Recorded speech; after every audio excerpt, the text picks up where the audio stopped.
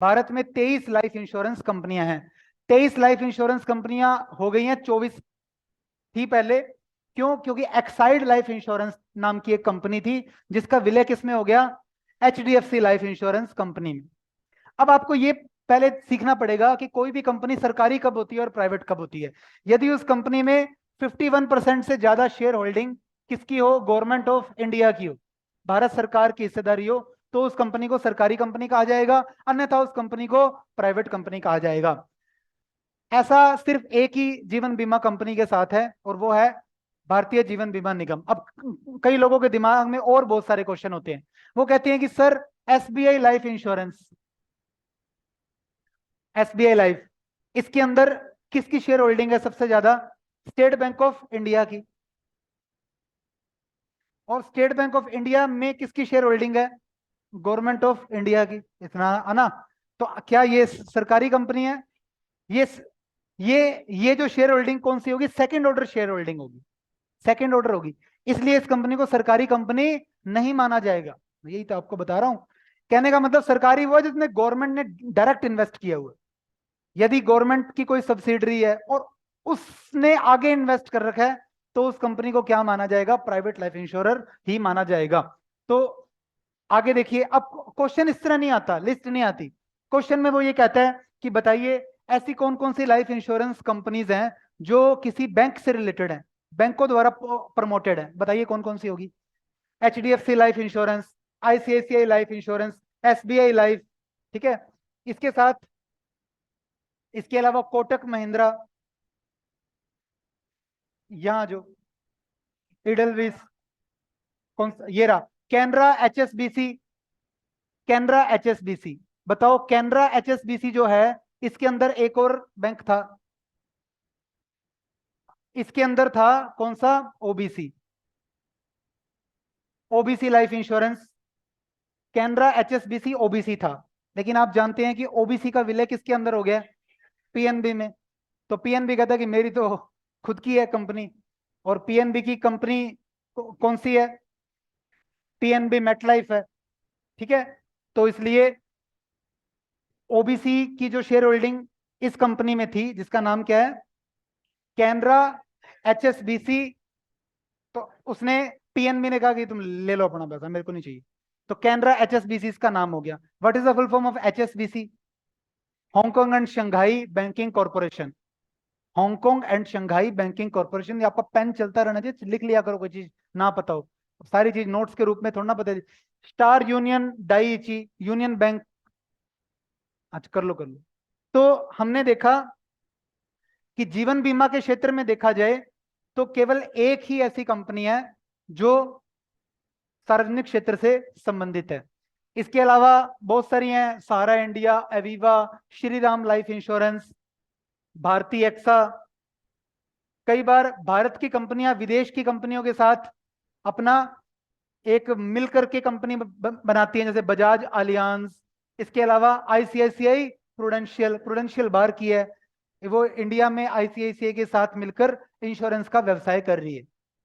ये लिस्ट आपके पास है। क्वेश्चन इसके अंदर अंदर से ही मैं पूछूंगा। ये बजाज अलियांज लाइफ इंश्योरेंस, इसके साथ साथ टाटा एआईए, टाटा इंडिया का है, एआईए कोई और है, वो दोनों मिलकर के उन्होंने अपना इंश्योरेंस कंपनी क्रिएट कर ली। तो ये है भारत की कौन सी कंपनियां? लाइफ इंश्योरेंस कंपनियां। 24 को लाइसेंस दिया था, लेकिन अभी थोड़े समय पहले कौन सी कंपनी किसमें मर्ज हो गई है?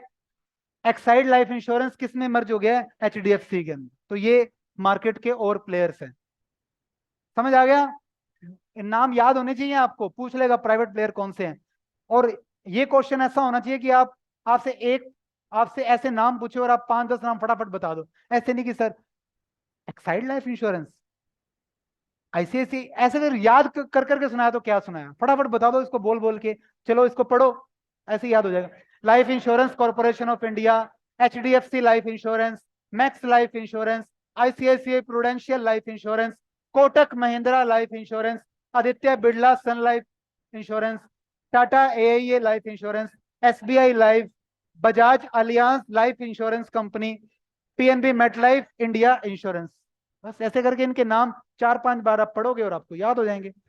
ये हैं प्राइवेट प्लेयर्स। इसके बाद आता है जनरल इंश्योरेंस, जो कि सामानों का बीमा करती है, उनको जनरल इंश्योरेंस कंपनी कहते हैं।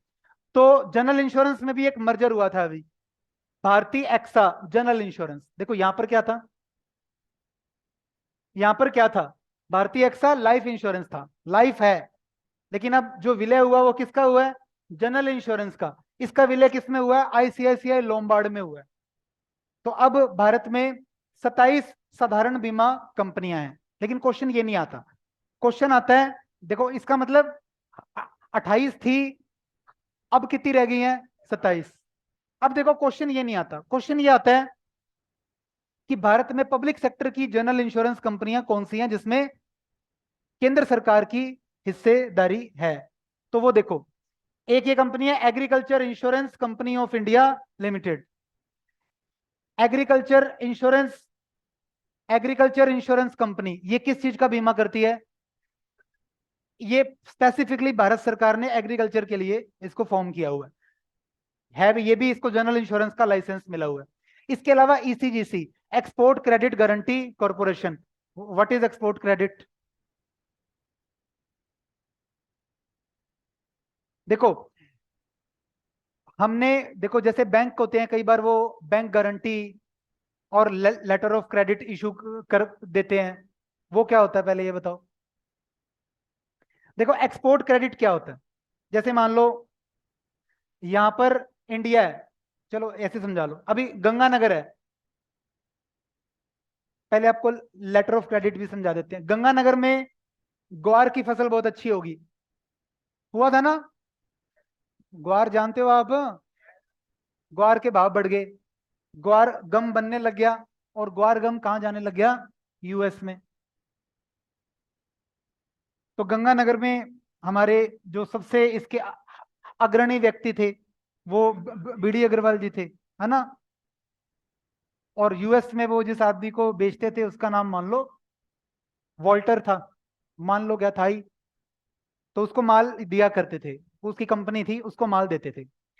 अब ये कहते हैं कि मेरे पास ग्वारगम पड़ी है, वो कहता है भेज दो, कहता है ऐसे कैसे भेज दो, पहले पैसे दे। और वो कह दे कि तू पहले माल भेज फिर दूंगा। तो यहां पर दो चीजें हैं, एक तो है लेटर ऑफ क्रेडिट, ये बैंक देता है। बैंक क्या कर, ये बंदा क्या करेगा, अपने बैंक से लिखवा के इनको दे देगा, एक लेटर लिखवा के दे देगा कि यदि ये पैसे नहीं देगा तो हमसे ले लेना, क्योंकि हमने इस बंदे की सिक्योरिटी रखी हुई है। इसको बोलते हैं लेटर ऑफ क्रेडिट।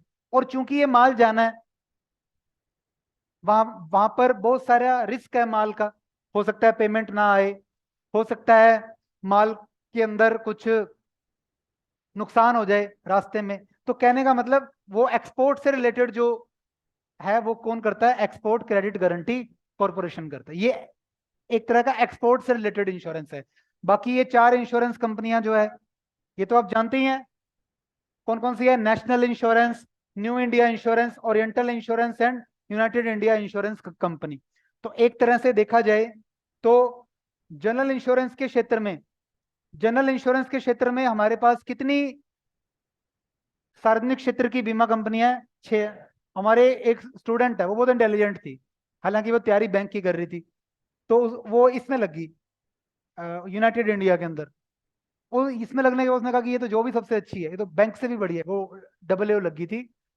कहने का मतलब जैसे एलआईसी में है वैसे ही इनमें भी रिक्रूटमेंट्स आती हैं, ये भी बहुत अच्छी हैं।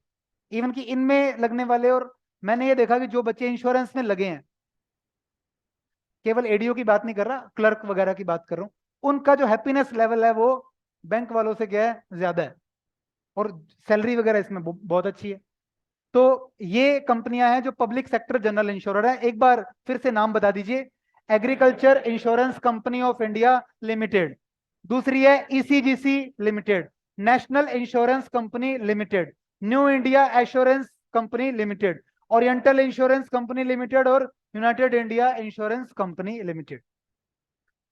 अब देखो प्राइवेट सेक्टर में भी बहुत सारी जनरल इंश्योरेंस की कंपनीज हैं, जैसे बजाज एलियांस, वहां पर भी था, यहां पर भी आ गया, फ्यूचर जनरली, एचडीएफसी, देखो बैंकों वाले याद कर लेना, एचडीएफसी, अर्गो, आईसीआईसीआई लोम्बार्ड। अच्छा ये बताओ, एक ऐसी जनरल इंश्योरेंस की कंपनी है जो एक कोऑपरेटिव सोसाइटी ने बनाई है, वो है इफ्को टोक्यो। इफ्को क्या है? एक कोऑपरेटिव सोसाइटी है। इफ्को एक कोऑपरेटिव सोसाइटी है, इसको भारत सरकार से भी अनुदान मिलता है। फसल कोई, खाद इफ्को, खाद की कंपनी है ना। तो इफ्को ने भी क्या कर दिया, इस टोक्यो नाम की कंपनी के साथ मिल करके, टोक्यो जनरल इंश्योरेंस है जापान की, उसके साथ मिलके इफ्को टोक्यो जनरल इंश्योरेंस। इसी तरीके से एसबीआई जनरल इंश्योरेंस, और कई आ गई अब, एको, चोलामंडलम, गो डिजिट।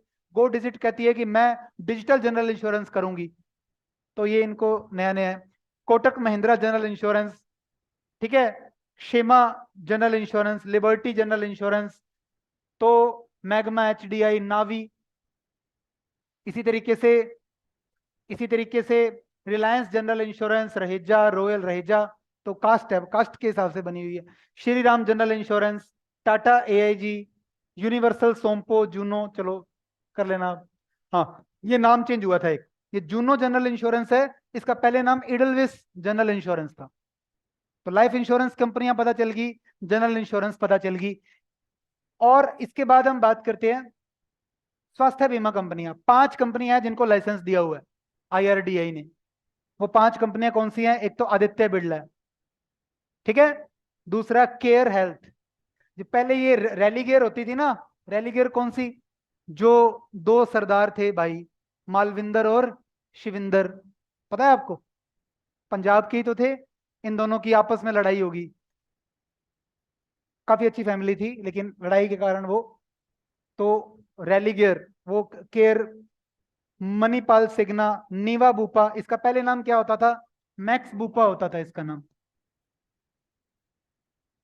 आपको sir private insurance company, sir इनके कभी तो नाम चेंज हो जाता है, कभी इनका मर्जर हो जाता है किसी के साथ। सर 20-20 साल की पॉलिसी कोई व्यक्ति ले ले, लेकिन उसके बाद उसको यही ना पता हो कि मुझे क्लेम कौन सी कंपनी से लेना है। 20 साल बाद वो आदमी देखने गया कि मैं मैक्स बूपा से लेना है, वो कहते मैक्स बूपा का नाम ही चेंज हो गया, इसका नाम क्या हो गया? नीवा बूपा हो गया, वो इसमें मर्ज होगी। तो क्या फिर क्लेम लेने में, मतलब एक तरह से थोड़ी सी असुविधा का सामना तो करना पड़ेगा ना, ये पॉइंट आपको पता होने चाहिए। स्टार हेल्थ, चलो जी।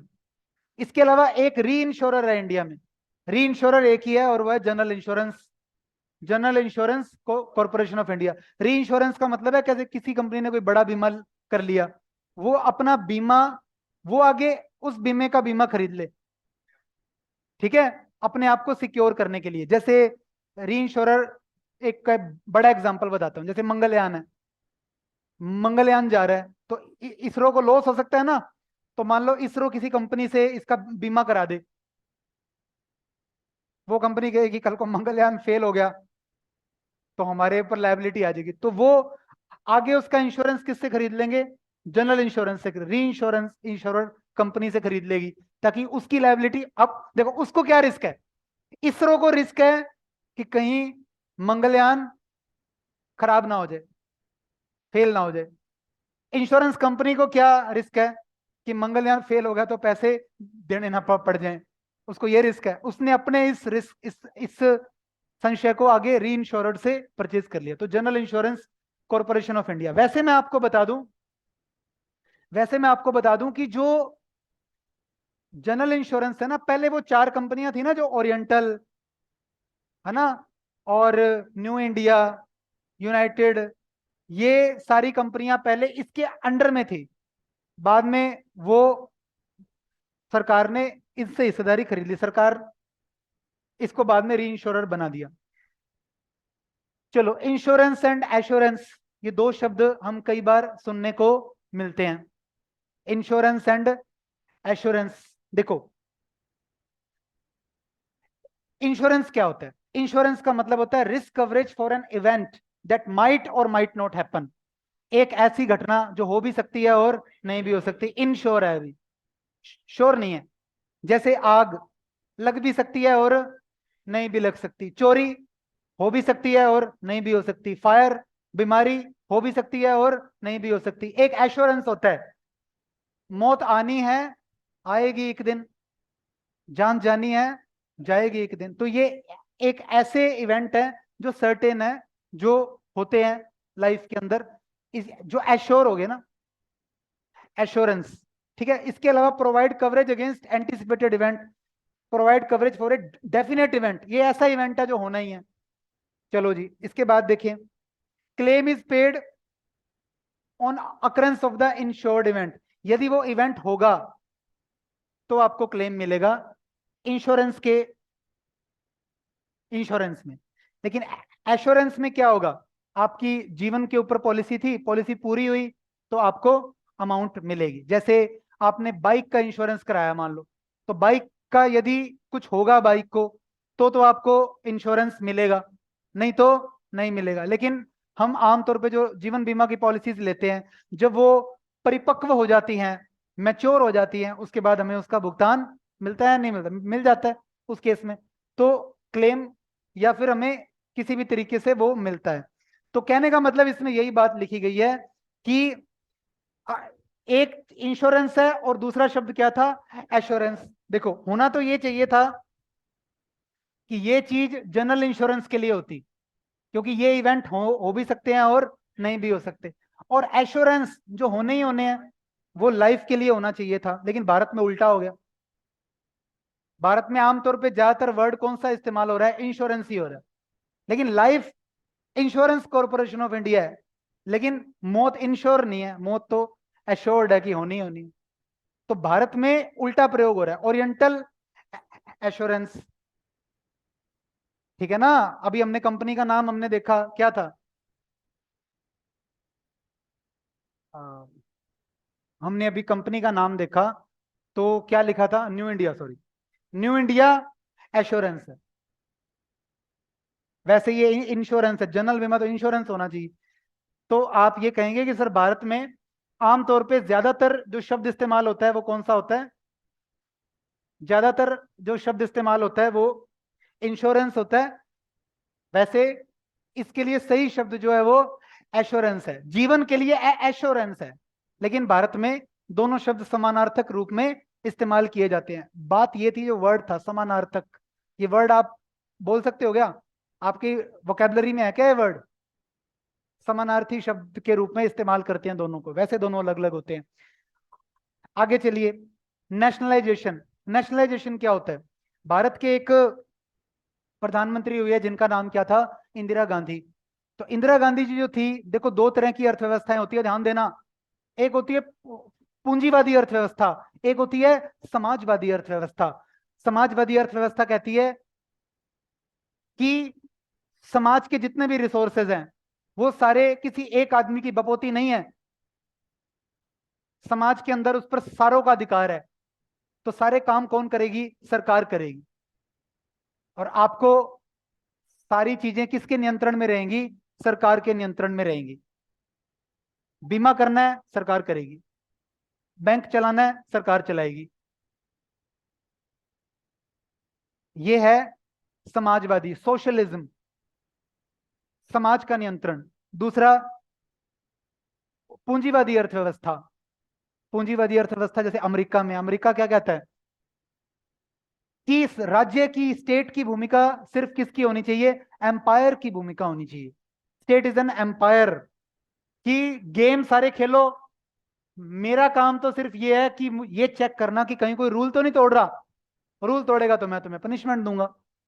रेफरी की भूमिका, रेफरी, मैं आपको ग्रीन कार्ड दिखा दूंगा कि राज्य का, अब एक वर्ड ध्यान देना, लाइन ये इंटरव्यू में बोलनी है। हमारी वित्त मंत्री निर्मला सीतारमन जी ने क्या कहा है, doing business is not the business of government. क्या बोला, doing business is not a business of government. Business करना सरकार का काम नहीं है, सरकार का काम है एडमिनिस्ट्रेशन करना। वो कहते कि कोई जरूरत नहीं है। तो इसलिए हमारा देश अब धीरे धीरे समाजवाद से, समाजवादी अर्थव्यवस्था से किस अर्थव्यवस्था में तब्दील हो रहा है, पूंजीवादी अर्थव्यवस्था में। पहले उल्टा था, पहले अंग्रेज थे तो सारी चीजें क्या थी, प्राइवेट थी।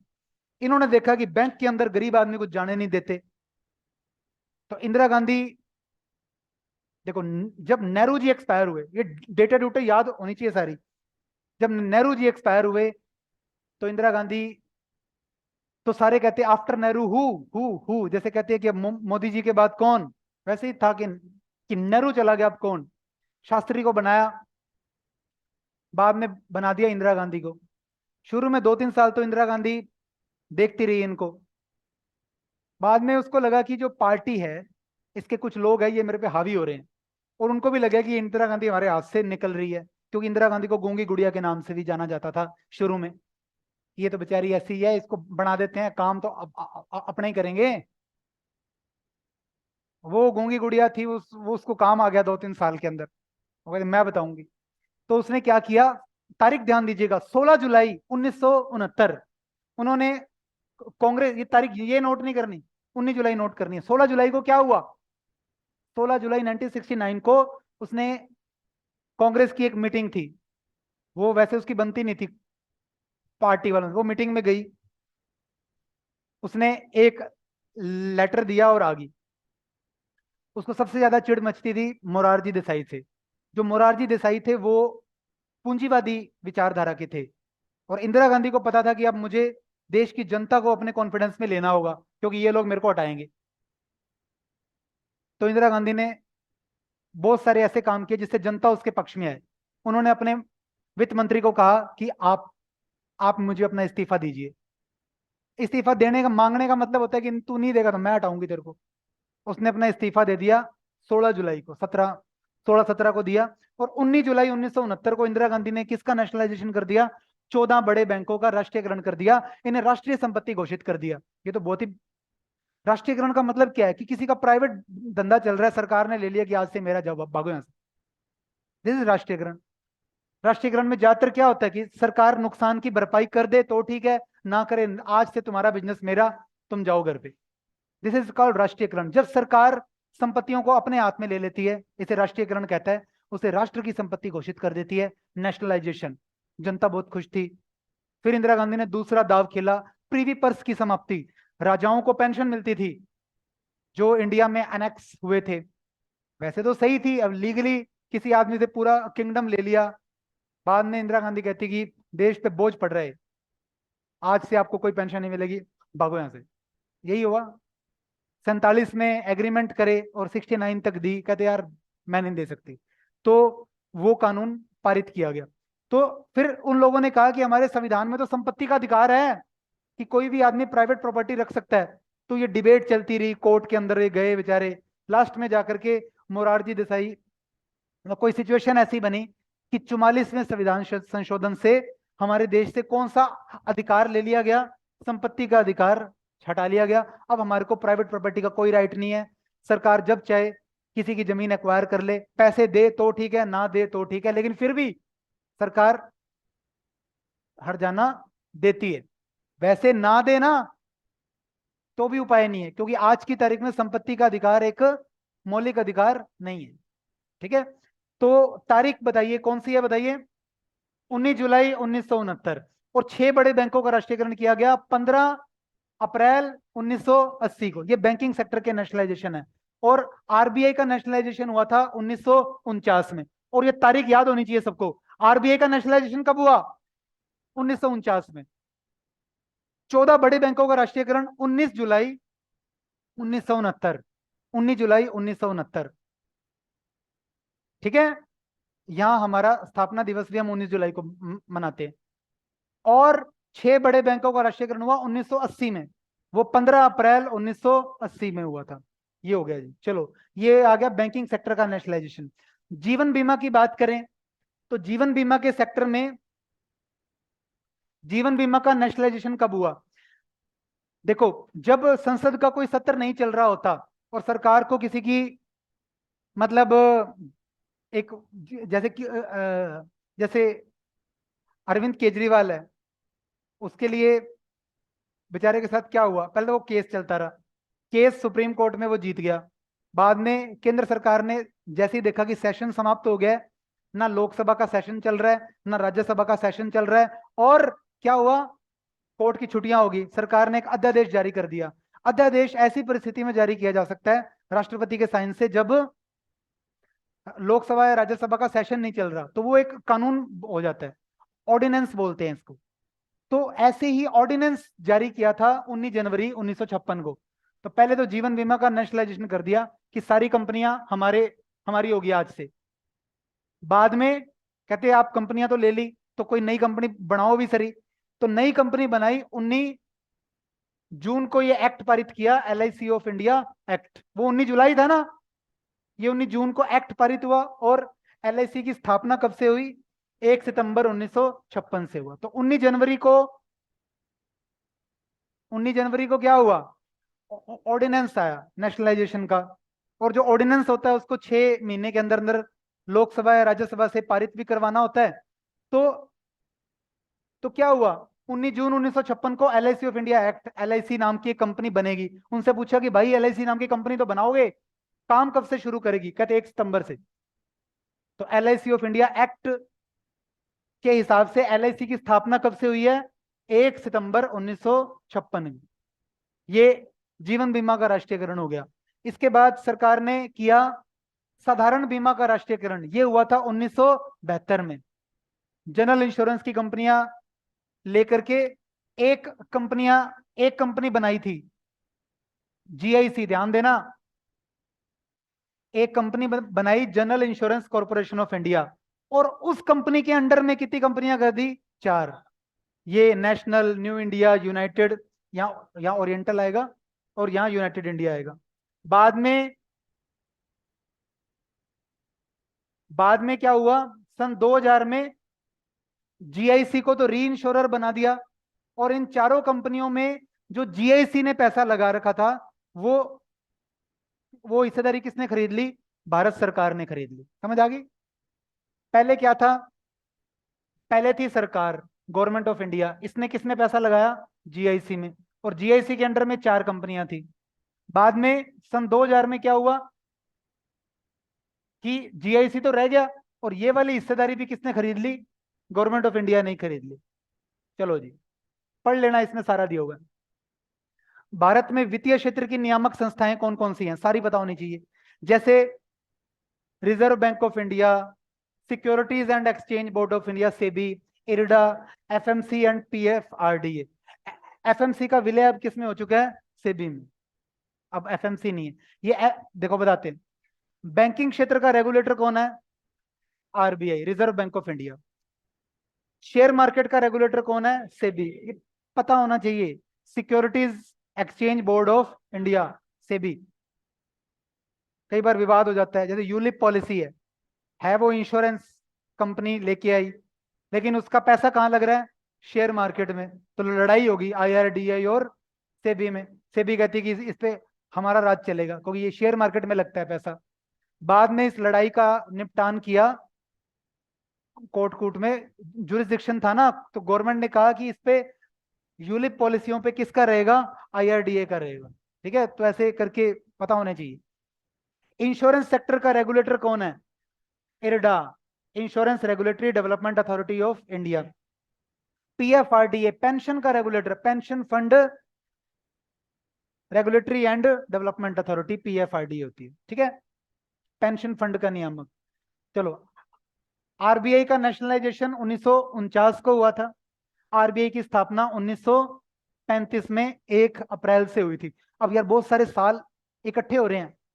एक है 1935 RBI की स्थापना, फिर आगे 1949 में। 49 में क्या हुआ? नेशनलाइजेशन हो गया। फिर कोई राम कहानी 56 में हुई है। 56 में LIC की स्थापना 1 सितंबर से हुई थी। फिर 1969 में क्या था? 69 में 14 बैंकों का राष्ट्रीयकरण था। 1972 में GIC यानी इंश्योरेंस जनरल बीमा का राष्ट्रीयकरण हुआ। और 1980 में 6 बैंकों का राष्ट्रीयकरण। ठीक है जी, चलो अभी आगे और देखते हैं। सेबी एक्ट आया था 1992 में। ये जब ये घोटाला हो गया था, कौन सा हुआ था? अब मूवी भी तो आई है, हर्षद मेहता घोटाला हुआ।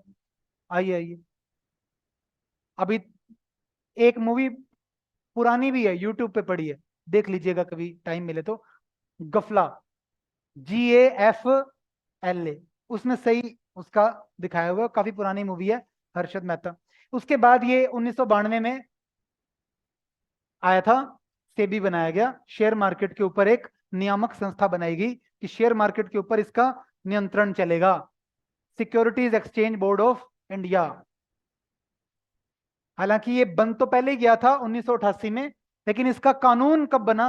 1992 में बना। चलो जी, एक बात ध्यान रखना, एक होती है वैधानिक संस्था,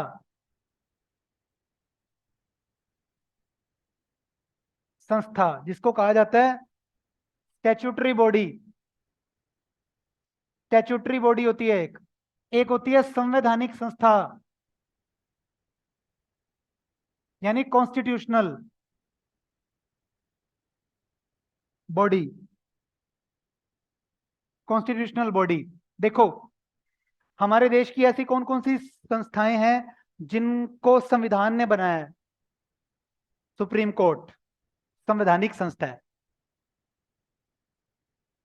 इसके अलावा वित्त आयोग, फाइनेंस कमीशन, क्या है ये?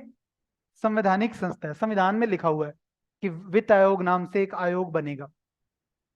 कई ऐसी संस्थाएं होती हैं जो स्टैट्यूटरी बॉडी होती है, वैधानिक संस्था, जो कानून से, विधान से बनाई जाती हैं, जिनके लिए कानून बनाए जाते हैं। जैसे एलआईसी की स्थापना एलआईसी एक्ट से हुई। हालांकि ऐसी कंपनी तो हम मार्केट में भी बना सकते हैं जाके, कंपनी बनाने के लिए क्या रजिस्ट्रेशन ही कराना, करा लेंगे। लेकिन जो कंपनियां कानून से बनती हैं, फिर उनका समापन भी किससे होता है? कानून से होता है। इसीलिए लोग ऐसी कंपनियों में जाना पसंद करते हैं जो कानून से बनी हो। जैसे आईडीबीआई बैंक है, ये कानून से नहीं बना था, इसमें वैसे ही भारत सरकार की हिस्सेदारी थी। एक दिन सरकार का मन किया, सरकार ने अपनी हिस्सेदारी थोड़ी सी एलआईसी को भी दे दी, प्राइवेट कर दिया उसको। तो कहने का मतलब यह है कि जो संस्थाएं कानून से बनती हैं, उनके अंदर शेयर होल्डिंग निकालना इतना आसान नहीं होता, क्योंकि उसके स्ट्रक्चर को चेंज करना है तो आपको पहले लोकसभा में बिल लाना पड़ेगा, क्योंकि वो कानून बनाया था ना लोकसभा से पूछ के, फिर वो राज्यसभा में जाएगा, फिर वो राष्ट्रपति के साइन होंगे। तो क्या ऐसे ही एलआईसी को मुंह चक के प्राइवेट कर सकते हैं क्या? नहीं कर सकते, औखा है। सरकारी बैंक है, 14 बड़े बैंक बने हैं, क्या इनका प्राइवेटाइजेशन इतना सरल है? इतना सरल नहीं है। नहीं तो करना होता तो ये 2 मिनट लगाते। सरकार को जवाब देना पड़ता है लोकसभा के अंदर कि बेच दिया, बेच दिया, बेच दिया, है ना। लोग तो जान खाते हैं, बहुमत में है सरकार, फिर भी नहीं कर पा रही बैंकों का राष्ट्रीयकरण। तो इरडा की स्थापना हुई 1999 में। इंश्योरेंस रेगुलेटरी, बोलो भाई क्या लिखा है? Insurance regulatory and development authority. आपसे क्वेश्चन पूछ लिया, सवाल के अंदर ही जवाब होगा, ध्यान रखना। इरडा क्या काम करती है? इंश्योरेंस सेक्टर को रेगुलेट करती है और इसके विकास के लिए काम करती है। आईआरडीए, इसी के अंदर ही तो जवाब है। आप इंटरव्यू देने जाओगे बैंक का, इंश्योरेंस का इंटरव्यू, फुल फॉर्मों के क्वेश्चन आएंगे, सीधा पूछेगा आईआरडीए के बारे में क्या जानते हो? सर आईआरडीए का शाब्दिक अर्थ है, यही मेरा स्ट्रक्चर है आंसर देने का। Sir IRDA stands for insurance regulatory and development authority. यहां मैं क्यों बुलवा रहा हूं आपसे? यहां बोलोगे तो वहां कोई आवाज निकलेगी, ऐसे ऐसे करते रहोगे तो वहां जाके नहीं बोल पाएंगे। बोलो इसको, क्या लिखा है? Insurance regulatory and development authority. Sir ये इंश्योरेंस सेक्टर को रेगुलेट करती है और इसके विकास के लिए कार्य करती है। आपसे पूछे आईआरडीए क्या काम करता है? सर ये 3 काम करता है। पहला क्या है? इंश्योरेंस कंपनीज को सर्टिफाई करता है, उनको लाइसेंस देता है। पॉलिसी होल्डर के हितों की रक्षा करता है, ये उनके साथ कोई, और एडजुडिकेशन ऑफ डिस्प्यूट, कोई विवाद है तो उसका निपटारा करता है। पॉलिसी होल्डर और बीमा कंपनी के बीच में कोई डिस्प्यूट है, 2 बीमा कंपनियां आपस में लड़ पड़ी, उन विवादों का निपटारा भी कौन करता है? ये याद कर लोगे, मैं आपके अंदर आके याद नहीं कर सकता, याद आपको करना पड़ेगा। तो 92 के बाद क्या आ गया? 99 आ गया। 92 में क्या बना था? सेबी बना था। 99 में बन गया इरडाई। ये फॉरवर्ड मार्केट कमीशन था। ये पहले क्या था कि वायदा बाजार होता है ना, जो ये एनसीडीएक्स वगैरह, इनके ऊपर बनाया था। अब इसका विलय किसने कर दिया? सेबी ने, क्योंकि वही तो बंदे हैं, वही शेयर मार्केट में भी खेल रहे होते हैं, वही उसमें खेल रहे होते हैं, तो सेम सही है। एनसीडीएक्स जानते हैं क्या होता है? National commodity and derivative exchange limited. ये लोग ये चना चुना खरीदते रहते हैं ना ऑनलाइन ही, उसको वायदा बाजार कहते हैं। पेंशन फंड का रेगुलेटर कौन है? PFRDA, pension fund regulatory and development authority, PFRDA. और ये 2013 में ये एक्ट पारित किया गया और 2014 में, तो इसकी स्थापना 2014 में हुई है। पीएफआरडीए भारत की एक ऐसी योजना जो पीएफआरडीए संचालित करता है। अटल पेंशन योजना पीएफआरडीए द्वारा एडमिनिस्टर की जाती है, पीएफआरडीए कर रहा है इसको। चलो जी, इसको पढ़ लेना। भारतीय जीवन बीमा निगम जिंदगी के साथ भी बात। अच्छा, आप बताइए मैंने अभी क्या बोला? हाँ आप बताइए। देखो इन्होंने एक ही लाइन बोली है लेकिन दोनों ने अलग अलग बोली है। क्यों बोली है? इन्होंने बोला जिंदगी और इन्होंने क्या बोला? जिंदगी। जिंदगी नहीं होता, जिंदगी होता है। जिंदगी, ज नुक्ता है नीचे उसके, लेकिन जीवन नहीं है, जीवन है। ठीक है, आप कभी ऐड सुनना, जिंदगी के साथ भी जिंदगी के बाद भी। तो भारत में कोई भी चीज आ जाए वो कहते हैं कि हमारे ऋषि मुनियों को पहले से ही पता था इसका, तो ये तो मुझे पहले ही पता था। चलो, मनुस्मृति में लिखा हुआ है, याज्ञवल्क्य है, और कौटिल्य की अर्थशास्त्र में भी लिखा हुआ है, बहुत बढ़िया। एलआईसी का एक लोगो है, क्या है इसका लोगो? एक दीपक के दोनों ओर हाथ है, चारों ओर, हैंड एनसर्कलिंग अ, ठीक है, एक दिए को। तो दीपक किसका प्रतीक है? उजाले का, जो प्रकाश को, अंधकार को दूर करता है और आशा लाता है। दीपक किसकी निशानी है? आशा, होप। और हाथ का मतलब क्या है? सुरक्षित करना। और एक लाइन तो उम्मीद की रोशनी वापस लाता है, एलआईसी। समझ आ रहा है? नीचे क्या लिखा हुआ है? योग क्षेमम वहाम्यम। ठीक है, इसका क्या मतलब है बताओ? कि क्या your welfare is a responsibility. मैं आपको बताता हूं, मैं जो आपको बात बताऊंगा वो बात आपको कोई नहीं बताएगा, ये बोल के आना आप। देखो, योग क्षेम क्या होता है? हर इंसान इस दुनिया के अंदर दो चिंताओं में लगा हुआ है। कौन कौन सी दो चिंताएं हैं वो? एक तो ये है कि जो चीज मेरे पास नहीं है वो मेरे पास आ जाए। मेरे पास नौकरी नहीं है, मेरे पास नौकरी आ जाए। यही है ना? ये योग है। हर आदमी योग करना चाहता है किसी चीज का। मेरे पास पॉलिसी नहीं है, मेरे पास पॉलिसी आ जाए, आ जाए, मिल जाए। दूसरा क्या है? क्षय। क्षय का मतलब क्या होता है? डिके हो जाना। जो है वो चला ना जाए, ये क्षय होता है। योग और क्षय, दो ही तो चिंताएं हैं आदमी को। आपको कभी टेंशन हुई है? कि दो ही टेंशनें होती हैं, या तो कुछ नहीं है वो आ जाए, या है वो चला ना जाए। ठीक है, योग क्षय हो गया ना। हे अर्जुन, जो मेरे भक्त होते हैं, जो मेरा ध्यान करते हैं, उनके योग और क्षय की चिंता मैं करता हूं। तू ना टेंशन ले, मैं बैठा हूं ना। तेरे योग क्षय की चिंता कौन करेगा? मैं करूंगा। उस योग और क्षय को कौन वहन करेगा? मैं करूंगा। इसलिए हे अर्जुन, सर्वधर्मान परित्यज्य मामेकम शरणम वज्र, अहम त्वा सर्व पापेभ्यो मोक्षयिष्यामि मां शुच। हे अर्जुन, सभी चीजों को छोड़कर, सभी धर्मों को छोड़कर तू मेरी शरण में आ जा, इनको मार मुर दे। मैं बैठा हूं ना, तू कर दे काम। यही तो कहा था। तो तेरे का टेंशन है, यही गीता का उपदेश है। जैसे अपने किसी को कहते हैं मैं बैठा हूं ना यार, कोई कुछ नहीं कहता, कहते ये मेरे गुरुदेव हैं और ये मेरे भाई हैं। कहते तू यार मार मुर दे सबको, कुछ नहीं है। कहते ये पहले से ही मरे हुए हैं, तू क्या मारेगा इनको? इनको मैंने मार रखा है पहले से ही, तेरा नाम करवाना है मैंने, और कुछ नहीं है। तू तो निमित्त है। तो गीता के कौन से अध्याय में है?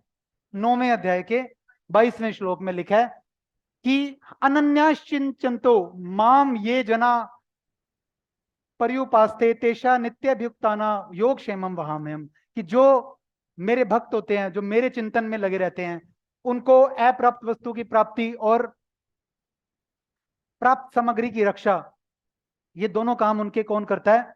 मैं करता हूं। उनको टेंशन नहीं होती फिर। ठीक है, थारे भरोसे हमारी गाड़ी, तू जाना है तेरो काम जान, ये इसलिए तो ये गाना बनाया गया। तो एलआईसी भी लोगों को रक्षा प्रदान करती है। तो your welfare is our responsibility. Welfare क्या है कि जो चीज आपके पास नहीं है वो आपको मिल जाएगी, और जो है उसकी रक्षा कर देंगे। तो योग क्षेमम वहाम्यम। एलआईसी का विजन एंड मिशन क्या है? देखो, लोगों को आर्थिक सुरक्षा देना, एलआईसी द्वारा डिक्लेयर्ड है। लोगों का जीवन स्तर ऊपर लेके आना और आर्थिक विकास का उपाय करना। एलआईसी का विजन क्या है कि देश के लिए, चलो अब देखो एलआईसी की बहुत सारी बातें हैं, नहीं नहीं वो आपको बता दूं। एलआईसी में चेयरमैन का पद क्या कर दिया गया है? खत्म कर दिया गया है। लेकिन 2024 से लागू होगा, जून 2024 से। एलआईसी के प्रबंध निदेशक, एलआईसी के चेयरमैन को एमडी एंड सीईओ कहा जाएगा, क्योंकि अब एलआईसी क्या, इसमें शेयर होल्डर का पैसा लग चुका है।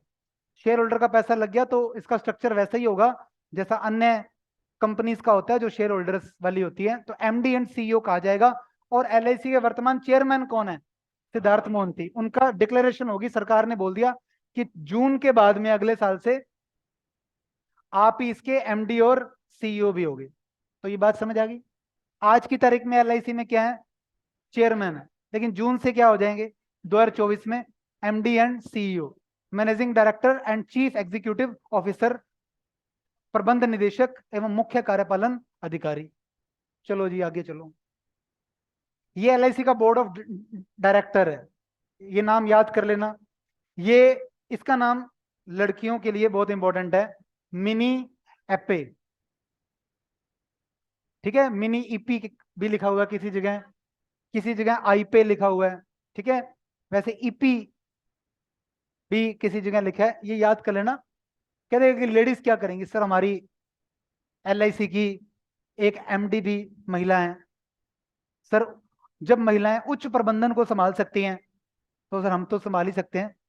तो मैं उनसे भी, इनके बारे में पढ़ लेना, नेट नोट से देख लेना। मिनी ये वैसे एलआईसी के अंदर भी रही हैं, हाउसिंग फाइनेंस में भी गई थी। और तो एम जगन्नाथ, तबलेश पांडे इत्यादि इत्यादि इत्यादि। एलआईसी में तकनीक का प्रयोग, ध्यान दीजिए। एलआईसी में ना जैसे ब्रांच होती है, जैसे आजकल क्या हो गया,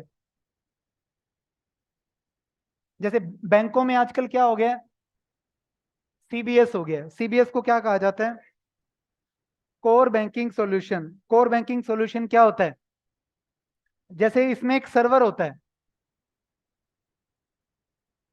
सर्वर होता है, और सारी जो ब्रांचें होती हैं वो उस सर्वर से जुड़ी होती हैं। आज की तारीख में आप अपनी पॉलिसी का स्टेटस कहीं भी देख सकते हो। सारी ब्रांचें आपस में क्या हो गई हैं? जुड़ गई। पहले ग्राहक एक ब्रांच तक सीमित होता था, अब वो पूरी संस्था का ग्राहक बन चुका है, सेंट्रलाइज डेटा प्रोसेसिंग के माध्यम से।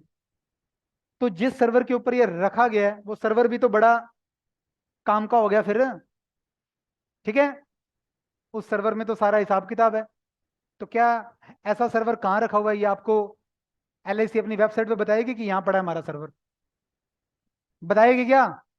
इसका मतलब उस सर्वर को भी, आपको पता ही है डोमेस्टिकली जो ये होता है, सिस्टमेटिक मतलब बैंक नहीं कह रहा, वो अलग चीज है।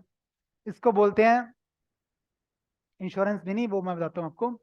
इसको बोलते हैं, इसको सुरक्षा प्रदान करती है एनसीआईएपीसी, नेशनल, एनसीआईएपीसी फुल फॉर्म तो अभी आ जाएगी। तो इनके सर्वर्स भी बहुत इंपॉर्टेंट होते हैं, और इनके दो तीन सर्वर होते हैं। जैसे बैंक है, इनके सर्वर एक आधा बॉम्बे में पड़ा होगा, एक आधा कलकत्ता में पड़ा होगा। मान लो बॉम्बे में बरसात होगी, वही डाटा फिर बाद में वहां चला जाता है। एक आधे डाटा की कॉपी फॉरेन में भी कहीं होती है, ऐसे दो तीन कॉपीज होती है इनके पास। तो ये सारी जो ब्रांचें होती हैं ये किसके माध्यम से जुड़ी होती हैं? वैन के माध्यम से जुड़ी होती है। वैन क्या होता है? Wide area network. एक नेटवर्क के माध्यम से सारी ब्रांचें जुड़ी हुई हैं। और नेटवर्क को एक्सेस करना है तो कोई सॉफ्टवेयर भी होना चाहिए। तो ये सॉफ्टवेयर एलआईसी इस्तेमाल कर रहा है, फीप, FEAP क्या है? Front end application package. बोलो भाई क्या लिखा हुआ है? Front end application package. ये सॉफ्टवेयर है, इस पे आईडी बना दी कर्मचारियों वगैरह की, इस पे वो काम कर लेते हैं। इसमें पॉलिसी स्टेटस वगैरह वगैरह वगैरह सारे हैं। LIC में 2048 शाखाएं हैं और 1570 सैटेलाइट कार्यालय हैं। जैसे सैटेलाइट क्या काम करता है? सैटेलाइट क्या करता है? सैटेलाइट कार्यालय दो तरह से सैटेलाइट हैं। एक तो वो किसी ब्रांच से रिलेटेड होते हैं, संबंधित कर दिया जाता है उनको। दूसरा, उनके ऊपर छतरी लगी होती है, वो तार देखो यहाँ पर जो कनेक्टिविटी आ रही है ना, वो तार आ रही है BSNL से, और ये यहाँ से इनको लीज लाइन होती है इनके पास, तो ही ब्रांच में काम जल्दी होता है। और ये सैटेलाइट कार्यालय जो होते हैं, इसमें दूसरी टेक्नोलॉजी होती है। इसमें सीधा छतरी लगी होती है, छतरी के माध्यम से ये संपर्क करते हैं। तो दो तरीके से, तो 2048 शाखाएं हैं और 1570 सैटेलाइट ऑफिस हैं, ये कवर किए गए। आपके एरिया में जो भी LIC का ऑफिस है, उसकी फोटो तो मंगवा लेना, कम से कम देख लेना कि भाई ये LIC का ऑफिस है। देखा है क्या? एक तो आपके लिए मोटिवेशन का काम करेगा। आज मैं पूछ रहा था कि क्या आप कभी LIC के ऑफिस में गए हो, सारे कह रहे थे नहीं गए। फिर मैंने किससे पूछा, वो कहते कि हम गए हैं। मैंने कहा वहां तो ऑफिस ही नहीं है। ठीक है, तो ऐसे आपको पता होना चाहिए कि आपकी जगह है भी या नहीं। और LIC का ऑफिस आपके शहर का सबसे अच्छा ऑफिस होगा। सारे बैंक अपना ऑफिस किस में रखते हैं? प्राइवेट, कभी कहाँ कभी कहाँ। लेकिन LIC की खुद की बिल्डिंग मिलेगी आपको। ठीक है, जीवन ज्योति अक्सर उसके ऊपर लिखा होगा, बहुत अच्छा बना हुआ होगा, तो जाके तो देख लेना। वैन के माध्यम से जुड़े होते हैं। ये LIC का एक कॉल सेंटर भी है। अब ये ध्यान दीजिए, ये आ गया, आगे चलो। LIC फॉर्च्यून ग्लोबल की लिस्ट में आई है और उसको 98वां स्थान मिला है, 98 नंबर मिला है उसको। फॉर्च्यून ग्लोबल, फॉर्च्यून एक मैगजीन है, वो कंपनीज को लिस्ट करती है। इसमें इंपॉर्टेंट चीज क्या है कि LIC भारत की नंबर 1 कंपनी है। और ये फॉर्च्यून ग्लोबल की लिस्ट जो है, ये किसके हिसाब से बनाई जाती है? ये बनाई जाती है टोटल रेवेन्यू के हिसाब से। उनको उस साल में इनकम कितनी हुई है। इस लिस्ट में विश्व की नंबर 1 कंपनी कौन सी है? वॉलमार्ट है, ये लिखा हुआ। वॉलमार्ट जो है ये होते हैं शॉपिंग मॉल टाइप का, वॉलमार्ट है। इसके बाद अमेजन है सेकंड नंबर पे। और सबसे 3 नंबर पे क्या है? 3 नंबर पे स्टेट ग्रिड, ये चीन की कंपनी है, छोड़ो। अमेजन और वॉलमार्ट और भारत की LIC अपना IPO लाई ना, उसके बाद फिर ये उस लिस्ट में आई है। भारत की नंबर 1 कंपनी बनी। और इसमें एक इंपॉर्टेंट चीज है, मैंने आज किसी से पूछा भी था, इसमें एक इंपॉर्टेंट ये रहा, ये लाइन इंपॉर्टेंट है, देखो। इस लिस्ट में स्टेट बैंक ऑफ इंडिया का स्थान कहाँ है? 17 पायदान ऊपर आ गया, लेकिन 236 में है। आपसे कोई पूछ ले कि आपको SBI और इसमें से चुनना हो, कौन सा अच्छा लगेगा, तो जिसका इंटरव्यू दे रहे हो उसको अच्छा अच्छा बोलोगे। आज वो कहते हैं नहीं सर, अपनी अपनी जगह दोनों ही सही है, वो बात सही है। आप बैलेंस कर रहे हो, इंटरव्यू को भी पता है कि आप बैलेंसिंग करने की कोशिश कर रहे हो। तो जिसका इंटरव्यू दे रहे हो उसके बारे में कोई एक अच्छी बात तो पता होनी चाहिए कि सर फॉर्च्यून ग्लोबल की लिस्ट को देखा जाए तो LIC 98वें नंबर पे और फर्स्ट नंबर पे रही है इंडियन कंपनीज में से। वहीं स्टेट बैंक ऑफ इंडिया का रेवेन्यू के हिसाब से बहुत पीछे है, वो 236वें नंबर पे है। तो सर इसीलिए तो मैं आना चाहता था LIC में।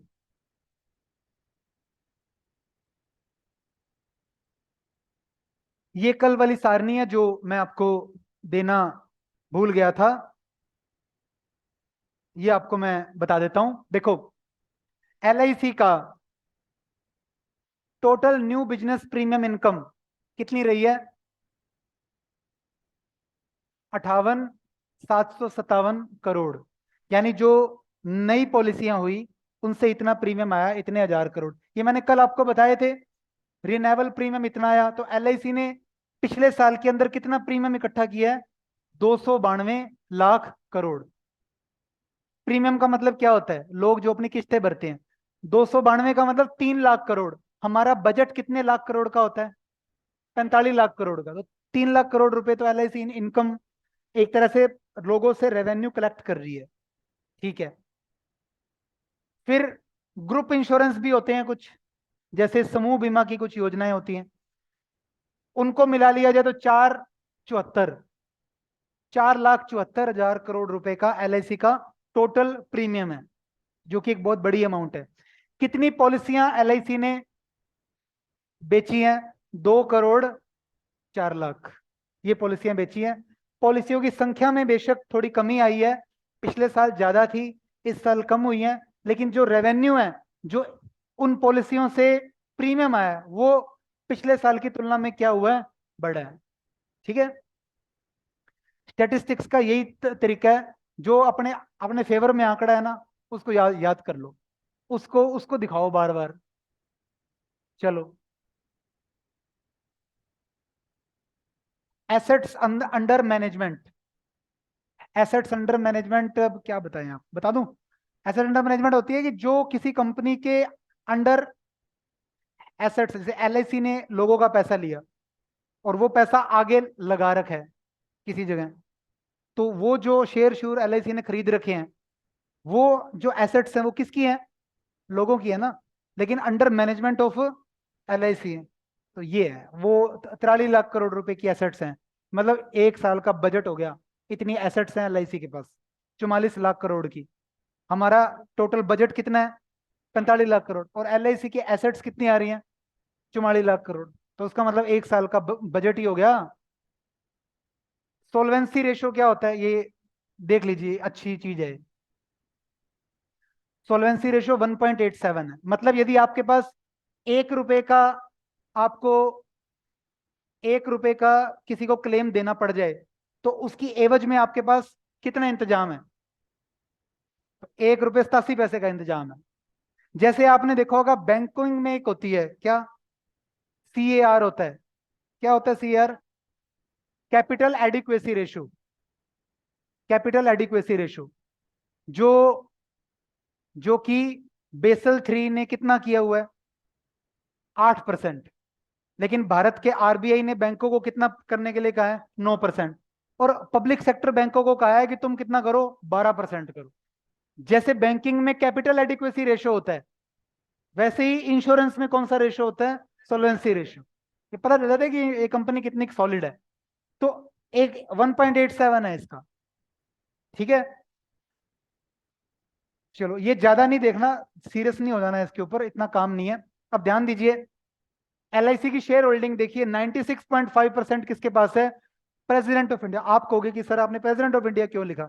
मैं आज गया सेबी की वेबसाइट पे, तो मैंने सेबी की वेबसाइट पे जाके LIC द्वारा दाखिल की गई वार्षिक विवरणी देखी। ये तो आप जानते हैं, देख सकते हैं किसी कंपनी की। तो जो LIC की एनुअल स्टेटमेंट थी ना, उसके ऊपर 96.5 के साथ क्या लिखा हुआ था? प्रेसिडेंट ऑफ इंडिया लिखा हुआ था। वहां से देख के लिखा है, तो इसलिए मैंने प्रेसिडेंट लिखा। तो वहां पहले तो मैंने गवर्नमेंट लिख दिया, फिर मैंने कहा जो लिखा हुआ है मैं वही लिख देता हूँ। तो प्रेसिडेंट ऑफ इंडिया जो है, वो अपनी पावर किसके माध्यम से एक्सरसाइज करते हैं? गवर्नमेंट ऑफ इंडिया के माध्यम से करते हैं ना। भारत में सारी शक्ति, सारी जो व्यवस्थापिका है, वो किसके हाथ में होती है? प्रेसिडेंट के हाथ में तो होती है ना।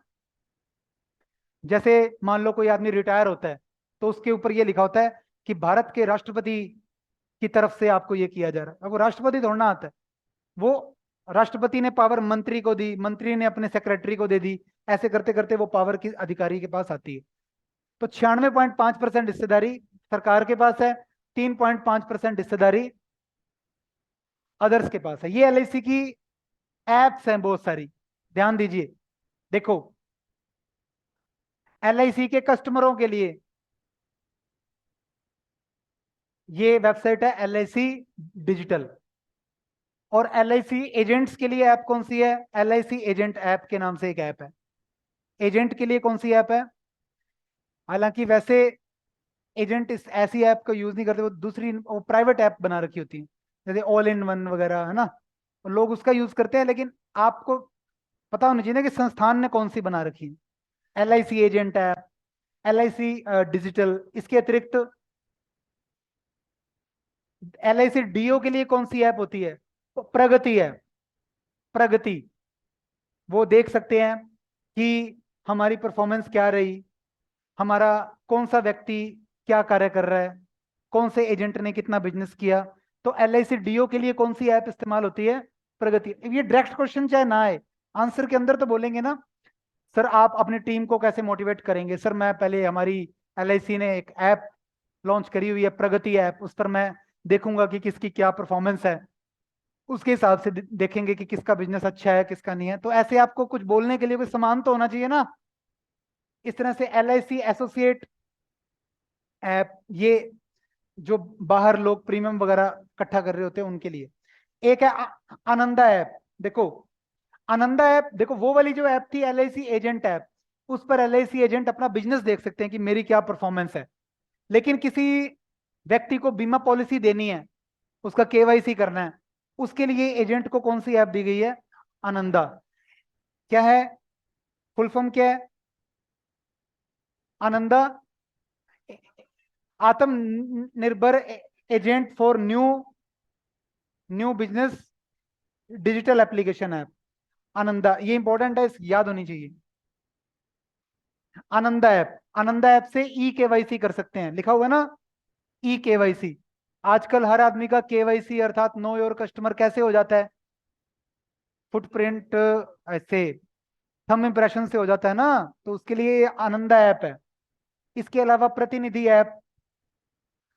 ऐप होती है, ब्रांच मैनेजर वगैरह के लिए होती है। फिर जीवन साक्ष्य, देखो आप जानते हैं कि LIC लोगों को पेंशन प्लान भी देती है, और LIC के कुछ कर्मचारी भी हैं जो पेंशन हासिल करते हैं। तो पेंशनर को हर साल अपने जीवित होने का प्रमाण पत्र देना पड़ता है ना, तो ये जीवन साक्ष्य है, ये ऐप है, इस पर वो अपना प्रमाण पत्र अपलोड कर सकते हैं। तो वो ये उनके लिए बनी है, जीवन का साक्ष्य, जीवन का प्रमाण पत्र। ये सारा PDF आएगा अभी आपके पास। ये LIC ने एक व्हाट्सएप नंबर जारी किया है, मैंने इस पर करके देखा है, जवाब देता है। ये नंबर है 8976862090। याद कर लेना, थोड़ी बहुत चीजें, 4-5 तो चीजें हैं जो याद करनी है। इस पर आप हाय लिख के भेजो, और आपके फोन नंबर से अपने आप ही बता देगा कि आपके नंबर के साथ ये वाली पॉलिसी है, 1 नंबर ये, 2 नंबर ये, 3 नंबर ये, 4 नंबर है। वो कहता है बताओ कौन सी पॉलिसी के बारे में बताऊं आपको। तो जैसे मैंने 1 नंबर ऑप्शन चूज करा, तो उसने उस पॉलिसी के बारे में मुझे बता दिया कि आपका प्रीमियम अब अगले साल ड्यू होना है। जैसे अभी मैंने थोड़े दिन पहले एक प्रीमियम भरा था, मैंने LIC का टेक टर्म प्लान लिया था। टेक टर्म प्लान क्या है कि जो ये टर्म इंश्योरेंस प्लान है, ऑनलाइन लिया था। तो दूसरी कंपनियों का वो 15,000 में मिल रहा था, जबकि इस पे मेरा प्रीमियम कितना आया? 31,000 आया। ठीक है, किसी का 20 का भी था, कई छोटी छोटी कंपनियां थी। आजकल कई कंपैरिजन करने वाली एप्स होती है ना, जैसे कोई नाम बताओ, पॉलिसी बाजार हो गया, ये वेब एग्रीगेटर्स होते हैं, ये सारी कंपनियों की ऐसे सूचनाएं हमें दिखाते हैं। इसको भी लाइसेंस लेना पड़ता है IRDAI से। तो मैंने LIC से बीमा इसलिए लिया क्योंकि मेरा विश्वास है, मुझे पता है कि ये संस्थान सही संस्थान है, इसलिए। तो ये हो गया। इस पे मैंने उसका चेक करा ना, तो इसने मुझे बता दिया फोन नंबर से कि ये आपका ये है, व्हाट्सएप के जरिए बता देते हैं। इसके अलावा भी LIC ने डिजी जोन भी बनाया है, जैसे आजकल बैंक भी डिजी जोन बना। आप में से कोई जयपुर गया है? जयपुर में आप वहां गए हो, जो चौड़ा रास्ता में SBI की ब्रांच है, उसमें बहुत सारे ATM लगे हुए हैं, है ना? ऐसे वो डिजी जोन होते हैं जहाँ मशीनें वगैरह लगी होती हैं। आजकल तो वैसे हर ब्रांच में पासबुक प्रिंटिंग का और ये सारे मशीनें लगी होती हैं। ऐसे LIC ने भी ना डिजी जोन बना रहे हैं कि ग्राहक जो है वो अपनी पॉलिसी के बारे में और अपना, वो वहीं हमारे कर्मचारी से ना पूछ के वो डायरेक्ट ही कर ले अपना काम। क्योंकि कर्मचारी जो है, देखो कोई भी कंपनी को यदि प्रॉफिटेबल रहना है तो उसको अपनी कॉस्ट को क्या करना पड़ेगा? कम करना पड़ेगा। जब आपका कस्टमर आपके ऑफिस में आ गया, आएगा, ऑफिस में AC भी चलेगा, देखो सारी फैसिलिटी है, वो आपकी स्टेशनरी भी यूज करेगा, आपके कर्मचारी का टाइम भी लेगा। और ये फीप सॉफ्टवेयर है, ये भी इतना महंगा सॉफ्टवेयर हमने खरीदा हुआ है, यानी हर काम की एक कॉस्ट होती है ना, उसकी पूरी कॉस्ट निकालें। तो एक कस्टमर आपके संस्थान के अंदर आ गया ना, तो 100 रुपए का पड़ता है वो, पता है क्या आपको? ये तो ही तो बैंक एटीएम निकाल रहे हैं। एटीएम में क्या है, एक मशीन लगाई, वहां बंदा खुद ही कर्मचारी का भी काम कर रहा है, एक एसी तो चल रहा है और तो कुछ है ही नहीं, जगह जगह लगा दिए। इससे ग्राहक ब्रांच में नहीं आएगा, ब्रांच में नहीं आएगा तो वही काम जो ब्रांच में आने के बाद 100 रुपए इसकी कॉस्ट आनी है बैंक को, वही काम यहाँ पर 3-4 रुपए में हो जाएगा। और कस्टमर को आसानी भी है, एनी वेयर है, एनी टाइम है। इसलिए सारी कंपनीज अब किस पे शिफ्ट हो रही हैं, ऑनलाइन, कि ऑनलाइन कर दो सारा काम। ऑनलाइन का मतलब या तो मोबाइल ऐप के थ्रू कर दो, इसमें कोई नहीं आता, ऐप बनाना कोई मुश्किल नहीं है, आसान है। वैसे आप में से जो कंप्यूटर साइंस के हैं, कौन कौन है जिसने कंप्यूटर पढ़ा है, बीसीए बूसीए करा है कुछ, आप हैं तो ये जो एलआईसी का फीप सॉफ्टवेयर है, ये कोबोल में लिखा है उन्होंने। कोबोल की फुल फॉर्म क्या होती है, कॉमन बिजनेस ओरिएंटेड लैंग्वेज, है ना। अब पढ़ी मैंने भी नहीं हुई, लेकिन मुझे कहीं लिखा हुआ मिला कि वो कोबोल बेस्ड है। एलआईसी ने डिजी जोन बनाया है, एलआईसी के दफ्तरों में भी ऐसा ही बनाया जाएगा। एलआईसी की बहुत सारी कंपनियों में एलआईसी ने पैसा लगा रखा है, एलआईसी का काम ही क्या है, इन्वेस्टमेंट ही तो करती है। तो ऐसे बहुत सारी कंपनियां जिसमें एलआईसी ने पैसा लगा रखा है। अब ये अभी रोड़ा पड़ा था, किसका पड़ा था, अडानी का, है ना, कि वहां पर एलआईसी ने बहुत पैसा लगा रखा है। तो ये मेन मेन है, इनको याद कर लो। एलआईसी हाउसिंग फाइनेंस, ठीक है, LIC international, LIC mutual fund, LIC cards, LIC pension fund limited, IDBI bank. IDBI bank में कितनी हिस्सेदारी है, 49.426 के करीब है, लगभग इतनी भारत सरकार की है, 50% से कम है। यदि दोनों को मिला लिया जाए, भारत सरकार और एलआईसी दोनों की हिस्सेदारी को मिला लिया जाए, तो 94% हो जाती है, लेकिन दोनों की 50 से कम है। आईडीबीआई की फुल फॉर्म क्या होती है, industrial development bank of India. कब हुई थी इसकी स्थापना, अब मैं याद होना चाहिए जो मैं बता रहा हूं, मैं सन मैं आपको भूलने नहीं दूंगा, 1964 में हुई थी। आईडीबीआई पहले एक कंपनी होती थी आईडीबीआई, इसको बाद में बैंक बना दिया। आईडीबीआई की स्थापना हुई, industrial development bank of India, 1964 में बना था। देखो, इसके आगे लगाया एस तो क्या बन गया, सिडबी बन गया। सिडबी का मतलब क्या होता है, small industries development bank of India. इसकी स्थापना हुई थी 1990 में, ठीक है। ये एलआईसी का एक गाना है जिसको कहा जाता है एलआईसी का निगम गीत। एलआईसी में कोई भी मीटिंग मुटिंग होती है उसमें इसको ये बुलाते हैं, और शायद ये कल्चर है, मुझे नहीं पता। ये ऐसा भी है क्या कि कोई मीटिंग है उसके शुरू में इसको बजाना आवश्यक भी होता है क्या, कि ये पहले यही बजाना है। तो ये गाना है, आओ प्यारे साथ हमारे, जन सेवा हित सांझ सकारे, सम्यक संशय और निवेशन, जन जन का हित संवर्धन। 3-4 लाइनें याद कर लो सर, हमारे तो निगम गीत में भी आता है कि जन जन का हित संवर्धन, हर व्यक्ति के हित के बारे में सोचना। आओ प्यारे, जन सेवा, ऐसे वर्ड है ना 3-4, इसलिए लिख दिया इसको। योग क्षेम आ गया, जन कल्याण आ गया, लोक हित आ गया। कहो सर ये तो सेवा है, सेवा करते हुए लाभ कमाना है, यही एलआईसी का ध्येय है। ये कुछ मैंने बताई है आपको, इनको आप देख लेना। एलआईसी की एड्स हैं, जिंदगी के साथ भी जिंदगी के बाद भी। एक मिनट रुको,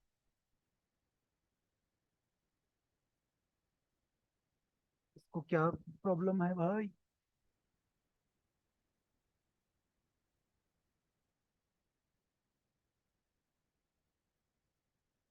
ये कहीं ना नीचे चला गया वो उसका जो होता है ना। हाँ जी, हाँ यहाँ होगा ना इधर, चलो कोई बात। ये वीडियोस है देख लेना, ये नंबर है 8094988188। इस पर एड मी एडियो इंटरव्यू लिख के भेज देना, तो आपको सारी जानकारियां मिल जाएंगी। इंटरव्यू की क्लासेस सुबह हुई, अभी फिर से मैं थोड़े से इंटरव्यू लूंगा, फिर कल सुबह दोबारा वही समय रहेगा। कितने बजे का, एक तो टाइम से आ जाया करो, फिर क्या होता है कि अब आप ये क्लास है तो इसकी यहाँ पर भी आपकी शुरुआत जो है ना, वो 2:30 बजे आप आ जाया करो, ताकि क्लास 3 बजे शुरू हो जाए। फिर अभी कल जिनको समय दिया था, जिनका 13 को इंटरव्यू है। तो आज हम 2 घंटे ये आपका सेशन रहेगा, लेकिन कल थोड़ा सा इसको और लंबा कर लेंगे। फिर कल सुबह सुबह वाले सेशन में यदि आप इंटरव्यू देने के लिए, कल जो लोग आएंगे, एक तो वो लोग आएंगे जिनका आज 12 तारीख को आ गया है इंटरव्यू, जिनको आज पता चला है कि हमारा 12 को है, और जो आज नहीं आए थे वो अब आएंगे कल सुबह। अब शाम को अब जो लोग रुकेंगे वो कौन से लोग रुकेंगे? 13 तारीख वाले, और जिसका 12 को आया है वो कल सुबह आ जाओ। हाँ, जिनका हो चुका है आज इंटरव्यू, वो उनको मैंने कुछ ना कुछ बातें बताई हैं, ये याद भी करना है, इसमें से भी क्वेश्चन बनेंगे, और आपस में एक दूसरे के साथ आप इंटरव्यू लीजिए कल सुबह। अच्छा, ऐसे कौन लोग हैं जिनको आज पता चला है कि 12 को इंटरव्यू है, 13 को है? हाँ जी, मेल नहीं आई, चलो कोई बात नहीं। अब बाकी बताइए। 12 को है लेकिन आप आज नहीं थे, ये 4-5 लोग हैं, आप भी। आप अभी मत देना इंटरव्यू, अभी आप दे क्या दोगे, फिर कल सुबह दे देना। आप लोग आ जाना सुबह। और जिसका 14 तारीख को है, ठीक है। हाँ, 13 वाले तो अभी रुकोगे ना? 13 वाले अभी रुकेंगे, 14 वाले कल सुबह आएंगे, और 12 वाले वो लोग जिनका आज इंटरव्यू नहीं हुआ वो कल सुबह आ जाना। इंटरव्यू में जिनका हो गया, आप आना चाहते हो तो कोई भी आ सकता है मेरी तरफ से, लेकिन आपको बस चुपचाप करके देखना होगा, ठीक है? फिर बस मुझे और कोई प्रॉब्लम नहीं है, बस यही है कि कोई शोर शोर होता है फिर।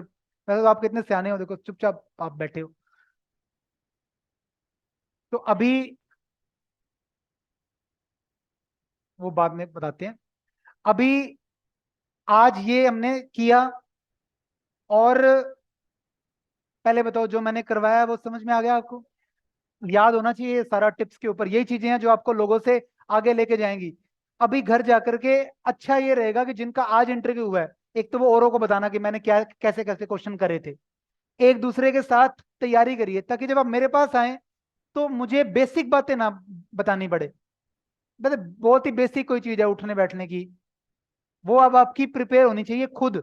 2-2 3-3 इंटरव्यू आपस में आपके लिए हुए हो, फिर आप आएंगे। अब आज जो अब इंटरव्यू होंगे उसमें मैं एचआर के साथ साथ ये एलआईसी भी ऐड करूंगा। अब आपके सब्जेक्ट के लिए नोट्स अभी आपको मिल जाएंगे थोड़ी देर में, मैं अभी बस आपको मैसेज करवा रहा हूँ व्हाट्सएप पे। उनका प्रिंट आउट निकाल लेना। फोन से पढ़ोगे या प्रिंट आउट से पढ़ोगे? Print out. और इसका भी प्रिंट आउट निकाल लेना, ये अभी आपको मिल जाएगी। प्रिंट आउट लेकर के ही इसको पढ़ना है। आप मुझे एक बात बताओ, अब मैं यहाँ बैठता हूँ, आप मुझे 3-4 बातें मैं आपसे पूछता हूँ। सबसे पहले मुझे ये बताओ कि 1934 में क्या हुआ था? आरबीआई की स्थापना। 1949 में क्या हुआ था? आरबीआई का नेशनलाइजेशन। फिर 1956 एलआईसी की स्थापना 1 सितंबर को, और 1955 में वैसे एसबीआई की स्थापना हुई थी 1 जुलाई को। फिर आ गया 1969, ठीक है, 14 बैंकों का राष्ट्रीयकरण। फिर अच्छा, 1964 में क्या हुआ था? आईडीबीआई की स्थापना हुई थी। आईडीबीआई की फुल फॉर्म क्या है? Industrial development bank of India. IDBI अब तो पूरा बैंक है, फुल फ्लैज बैंक है, इंडस्ट्रीज का ही नहीं है, सामान्य बैंक है। 1972 में क्या हुआ था? जीआईसी की स्थापना। GIC is not nationalisation of general Insurance, ठीक है। फिर आ जाता है 1980, 6 बैंकों का राष्ट्रीयकरण। फिर आ जाता है 1990, सिडबी, अभी बताया ना। 1992 में सेबी की स्थापना। फिर 1999 में आईआरडीआई, किस समिति की सिफारिश पर? Are N Malhotra. मल्होत्रा समिति ने कहा कि इंश्योरेंस सेक्टर को खोल दीजिए। आज के लिए हम इतना ही करेंगे। कल वाले क्वेश्चन प्लस आज वाले क्वेश्चन ये करके आइएगा, कल कोई नई चीज बताऊंगा। आपस में आप तैयारी जरूर